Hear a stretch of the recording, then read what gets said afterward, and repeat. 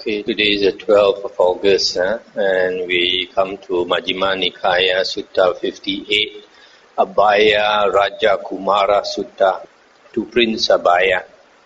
Thus have I heard. On one occasion, the Blessed One was living at Rajagaha, in the bamboo grove, the squirrel sanctuary. Then Prince Abhaya went to the Niganta Nataputta, and after paying homage to him, sat down at one side. Thereupon the Niganta Nataputta said to him, "Come, Prince, refute the recluse Gautama's doctrine, and a good report of you will be spread to this effect. Prince Abhaya has refuted the doctrine of the recluse Gautama, who is so powerful and mighty. But how, venerable sir, shall I refute his doctrine? Come, Prince, go to the recluse Gautama and say, 'Venerable sir, would the Tathagata utter speech that would be unwelcome and disagreeable to others?' If the recluse Gautama, on being asked, thus answers, 'The Tathagata Prince would utter speech that would be unwelcome and disagreeable to others,' then say to him, 'Then, venerable sir, what is the difference between you and an ordinary person? For an ordinary person would also utter speech that would be unwelcome and disagreeable to others.' But if the recluse Gautama, on being asked thus, answers, 'The Tathagata Prince would not utter speech that would be unwelcome and disagreeable to others,' then say to him, 'Then, venerable sir, why have you declared of Devadatta? Devadatta is destined for the states of deprivation. Devadatta is destined for hell. Devadatta will remain in hell for the aeon. Devadatta is incorrigible. Devadatta was angry and dissatisfied with that speech of yours. When the recluse Gautama is posed this two-horned question by you, he will not be able either to gulp it down or throw it up. If an iron spike were stuck in a man's throat, he would not be able either to gulp it down or throw it up. So too, Prince, when the recluse Gautama is posed this two-horned question by you, he will not be able either to gulp it down or throw it up." Stop here for a moment. So here we have another instance where this Niganta Nataputta, instead of going personally to go and argue with the Buddha, now he is calling another of his disciple, this Prince Abhaya, to go and argue with the Buddha. And he used this opportunity when the Buddha, when this Devadatta, this disciple of the Buddha, he caused a schism and he split the Sangha and started another Sangha. And the Buddha asked Sariputta, Venerable Sariputta and Mahamoggallana to tell the public that Devadatta, whatever Devadatta says and does has nothing to do with the Buddha, and also that Devadatta is incorrigible and will go to hell for an aeon after he passes away. So he asked this Prince Abhaya to pose this two-horned question whether the Buddha would say something that would be unwelcome and disagreeable to others. That means unpleasant speech. So if he answers either way, this Niganta Nataputta thinks he will be in trouble.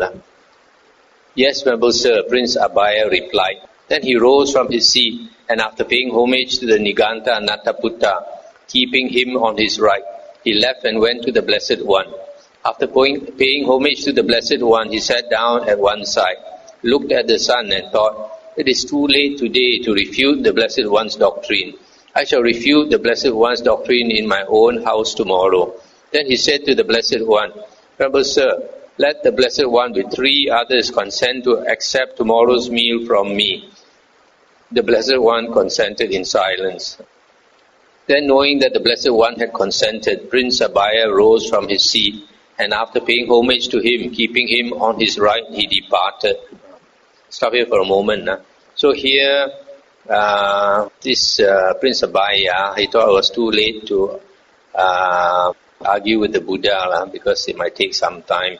And besides, he thought if he argues in his own home, in his own house, in his own territory, might be advantageous to him. So he invited the Buddha and 3 other monks, that means a Sangha. A Sangha of monks comprises at least 4 monks. And so he invited the Buddha and 3 other monks to his house. And the Buddha, when the Buddha consents, he keeps silence. So they know. Then when the night had ended, it being morning, the Blessed One dressed, and taking his bowl and outer robe, he went to Prince Abhaya's house and sat down on the seat made ready.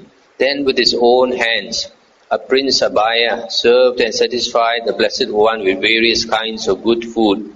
When the Blessed One had eaten and had withdrawn his hand from the bowl, Prince Abhaya took a low seat, sat down at one side, and said to the Blessed One, "Noble Sir, would a Tathagata utter such speech as would be unwelcome and disagreeable to others?" And the Buddha said, "There is no one-sided answer to that, Prince." Then, Venerable Sir, the Nigantas have lost in this. Why do you say this, Prince? Then, Venerable Sir, the Nigantas have lost in this. Prince Abhaya then reported to the Blessed One his entire conversation with the Niganta Nataputta. So, instead of saying yes or no, the Buddha said, this is not a one-sided answer. In other words, sometimes the answer can be yes, sometimes it can be no. It's not definite. So then this prince, he thought, then this Nigantas have lost this argument. Now on that occasion, a young tender infant was lying prone on Prince Abhaya's lap. Then the Blessed One said to Prince Abhaya, "What do you think, Prince? If while you or your nurse were not attending to him, this child were to put a stick or a pebble into his mouth, what would you do to him?" "Noble Sir, I would take it out. If I could not take it out at once, I would take his head in my left hand, and crooking a finger of my right hand, I would take it out even if it meant drawing blood." Why is that? Because I have compassion for the child. Stop here for a moment.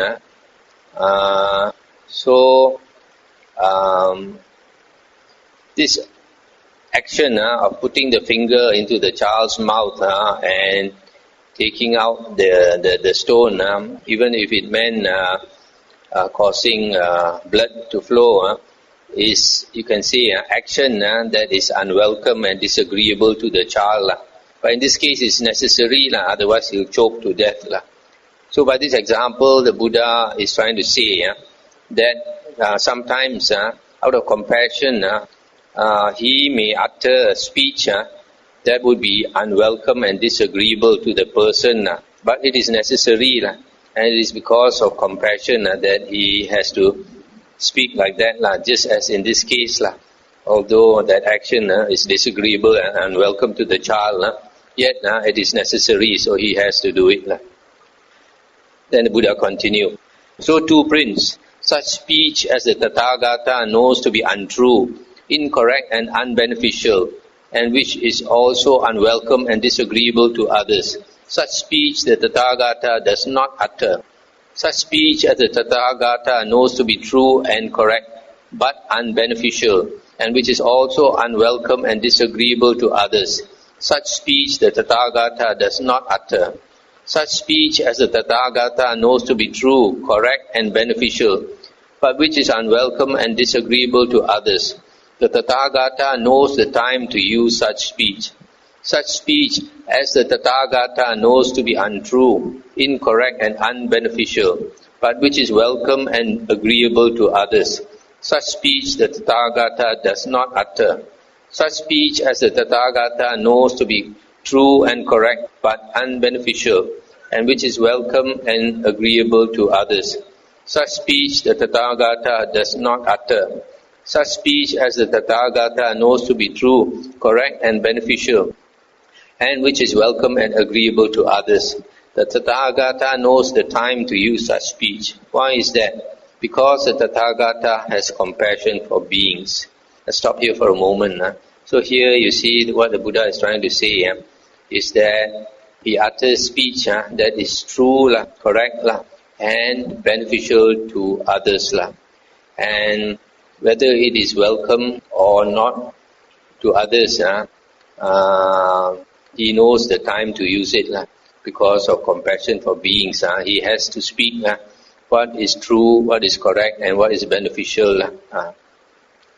Venerable Sir, when learned nobles, learned Brahmins, learned householders, and learned recluses, after formulating a question, then go to the Blessed One and pose it, has there already been in the Blessed One's mind the thought, if they come to me and ask me thus, I shall answer thus? Or does that answer occur to the Tathagata on the spot? As to that, Prince, I shall ask you a question in return. Answer it as you choose. What do you think, Prince? Are you skilled in the parts of a chariot? Yes, Venerable Sir, I am. What do you think, Prince? When people come to you and ask, what is the name of this part of the chariot? Has there already been in your mind the thought, if they come to me and ask me thus, I shall answer them thus? Or does that answer occur to you on the spot? Venerable Sir, I am well known as a charioteer, skilled in the parts of a chariot. For all the parts of a chariot are well known to me. That answer would occur to me on the spot. So too, Prince, when learned nobles, learned Brahmins, learned householders, and learned recluses, after formulating a question, then come to the Tathagata and pose it, the answer occurs to the Tathagata on the spot. Why is that? That element of things has been fully penetrated by the Tathagata, through the full penetration of which the answer occurs to the Tathagata on the spot. When this was said, Prince Abhaya said, Magnificent Venerable Sir, magnificent Venerable Sir, the Blessed One has made the Dhamma clear in many ways, etc. From today, let the Blessed One remember me as a lay follower who has come to him for refuge for life. It's the end of the sutta. So, the Buddha says, speech that is untrue, he doesn't speak, or incorrect, he doesn't speak, or unbeneficial, he doesn't speak. But he speaks speech that is true, correct, and beneficial.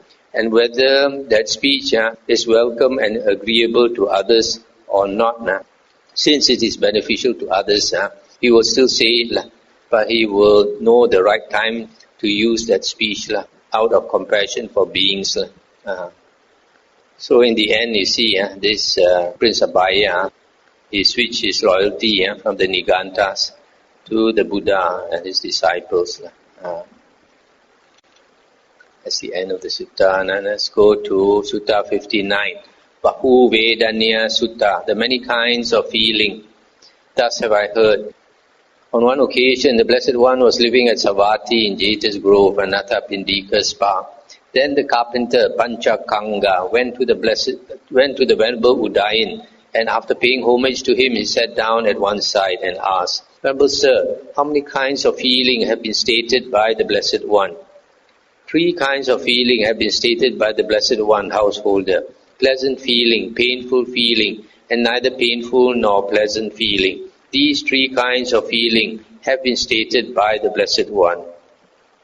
And then the carpenter said, not 3 kinds of feeling have been stated by the Blessed One, Venerable Udayin. 2 kinds of feeling have been stated by the Blessed One.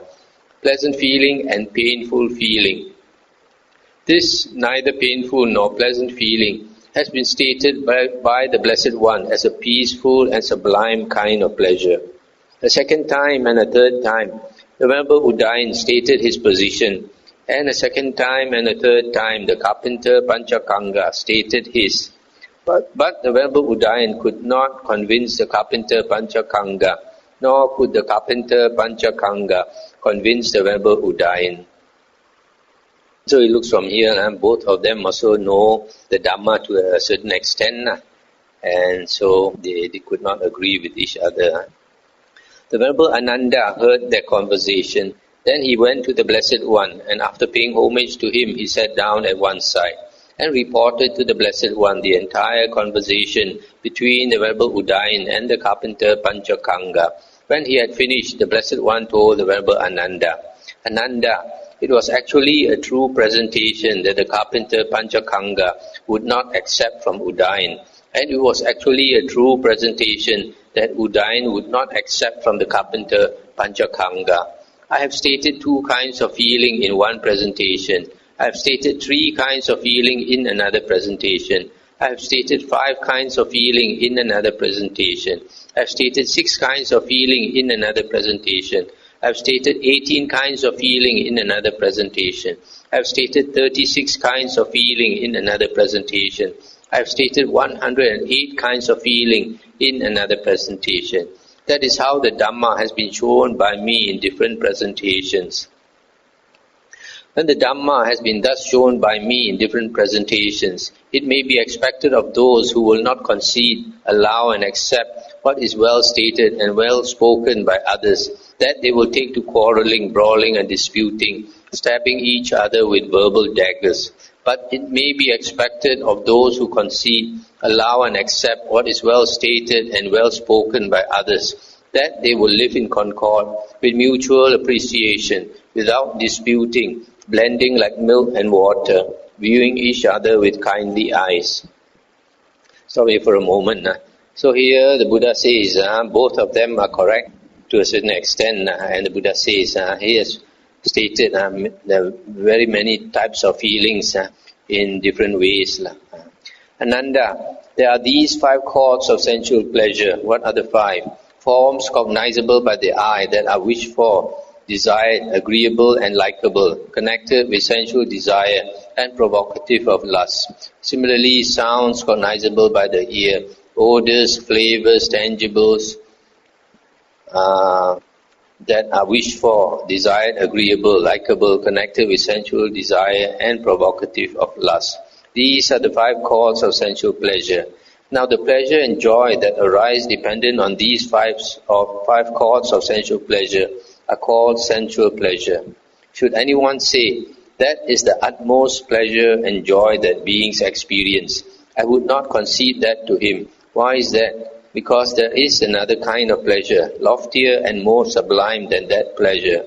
And what is that other kind of pleasure? Here, Ananda, quite secluded from sensual pleasures, secluded from unwholesome states, a monk enters upon and abides in the first jhana, which is accompanied by applied and sustained thought, with delight and pleasure born of seclusion. This is that other kind of pleasure, loftier and more sublime than the previous pleasure. Stop here for a moment. So, ordinary worldly people, we tend to enjoy worldly pleasure through the 5 senses. Enjoy beautiful forms, sounds, odors, flavors and touch, tangibles. And that is called sensual pleasure. But the Buddha says there is a higher pleasure. But because ordinary people are unable to experience this higher pleasure of the jhanas, so they keep craving for sensual pleasures because that's all that they know. But the Buddha says the jhana is higher, loftier and more sublime. Should anyone say that is the utmost pleasure and joy that beings experience, I would not concede that to him. Why is that? Because there is another kind of pleasure, loftier and more sublime than that pleasure. And what is that other kind of pleasure? Here, Ananda, with the stilling of applied and sustained thought, a monk enters upon and abides in the second jhana. This is that other kind of pleasure, loftier and more sublime than the previous pleasure. And should anyone say that this is the highest pleasure, then the Buddha says he does not concede, because there is another which is higher. Here, Ananda, with the fading away as well of rapture, of delight, a monk abides in equanimity, mindful and fully aware, and still feeling pleasure with the body. He enters upon and abides in the third jhana. This is that other kind of pleasure, loftier and more sublime than the previous pleasure. Similarly, the Buddha says, when a monk enters and abides in the fourth jhana, that is another kind of pleasure, loftier and more sublime than the previous pleasure. And after that, the base of infinite space, that is the other kind of pleasure, loftier and more sublime. And then after that, the base of infinite consciousness is another pleasure, loftier and more sublime than the previous pleasure. And then after that, the base of nothingness is more another kind of pleasure, loftier and more sublime than the previous pleasure. And after that, the base of neither perception nor non-perception, this is that other kind of pleasure, loftier and more sublime. Should anyone say that is the utmost pleasure and joy that beings experience, I would not concede that to him. Why is that? Because there is another kind of pleasure, loftier and more sublime than that pleasure. And what is that other kind of pleasure? Here, Ananda, by completely surmounting the base of neither perception nor non-perception, a monk enters upon and abides in the cessation of perception and feeling. This is that other kind of pleasure, loftier and more sublime than the previous pleasure. It is possible, Ananda, that wanderers of other sects might speak thus. The recluse Gautama speaks of the cessation of perception and feeling, and he describes that as pleasure. What is this? And how is this? Wanderers of other sects who speak thus should be told, friends, the Blessed One describes pleasure not only with reference to pleasant feeling. Rather, friends, the Tathagata describes as pleasure any kind of pleasure wherever and in whatever way it is found. That is what the Blessed One said. Remember, Ananda was satisfied and delighted in the Blessed One's words. That's the end of the sutta. So here the Buddha is describing the various kinds of higher and higher pleasure. After sensual pleasure, you have the first jhana. Higher than that is the second jhana. Higher than that is the third jhana. And higher than that is the fourth jhana. And after that, followed by the arupas, the four arupa jhanas. And then the highest is the cessation of perception and feeling. This state of cessation of perception and feeling, that means there is no consciousness, there is no feeling. And yet the Buddha says that this is the greatest pleasure here. Then the Buddha says, if other sectarians ask, how come there is cessation of feeling and yet the Buddha says it is the highest pleasure. And the Buddha says, even though there is no feeling, still that state is extremely blissful and pleasant. It's just like sleep.